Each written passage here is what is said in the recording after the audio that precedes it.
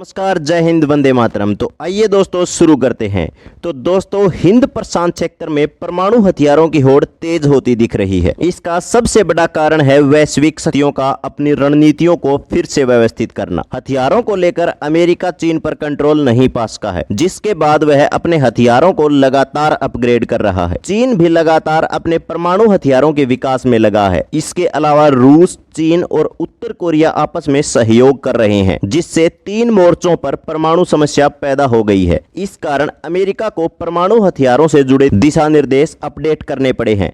अभी तक यह साफ नहीं है कि इसका मतलब क्या है, लेकिन इससे अंततः अमेरिकी परमाणु हथियार शस्त्रागार की गुणवत्ता में सुधार हो सकता है, लेकिन इसकी मात्रा में नहीं। तो दोस्तों, पूरी खबर जानने के लिए हमारी वीडियो में अंत तक बने रहें। तो दोस्तों, यह डेवलपमेंट क्षेत्र की सुरक्षा के लिए एक महत्वपूर्ण समय है, जिसका क्षेत्रीय स्थिरता पर दूरगामी प्रभाव पड़ेगा।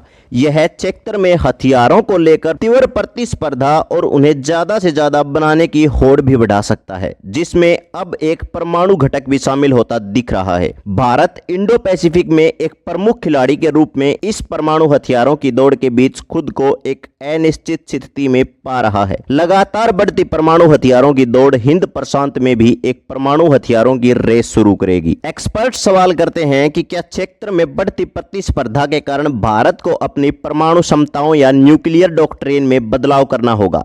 जवाहरलाल नेहरू विश्वविद्यालय में अंतर्राष्ट्रीय राजनीति के प्रोफेसर राजेश राजगोपालन ने द प्रिंट में एक लेख में कहा, भारत की परमाणु शक्ति में निश्चित रूप से सुधार की जरूरत है, लेकिन हमें केवल आकार की जगह अपने हथियारों की गुणवत्ता पर ध्यान देना चाहिए।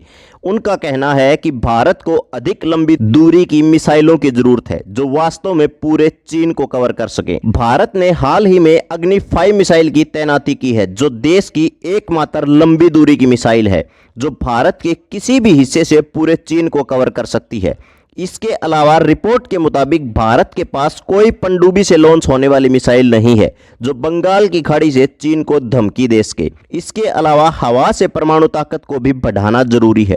अगर भारत को चीन की बढ़ती परमाणु ताकतों का जवाब देना है, तो इन क्षेत्रों पर काम करने की बहुत ज्यादा जरूरत है। भारत के परमाणु हथियारों के विकास की धीमी गति पर भी ध्यान देने की जरूरत है। प्रोफेसर राजेश राजगोपालन सुझाव देते हैं कि भारत को चीन से बराबरी करने या चीन की ताकत का कुछ अनुपात बनाए रखने के लिए अपने परमाणु हथियारों के विशाल विस्तार की जरूरत नहीं है, और न ही अपने परमाणु सिद्धांत बदलने हैं। अमेरिका और चीन के बीच यह एक ऐसा खेल है जिसमें भारत को भाग लेने की जरूरत नहीं है, लेकिन इस बात पर विचार की जरूरत है कि आखिर स्थिति कैसी होगी। तो दोस्तों, आज के लिए बस इतना ही। डेली इंफॉर्मेटिव न्यूज के लिए सब्सक्राइब करें हमारा चैनल नेशन हर्ट। धन्यवाद।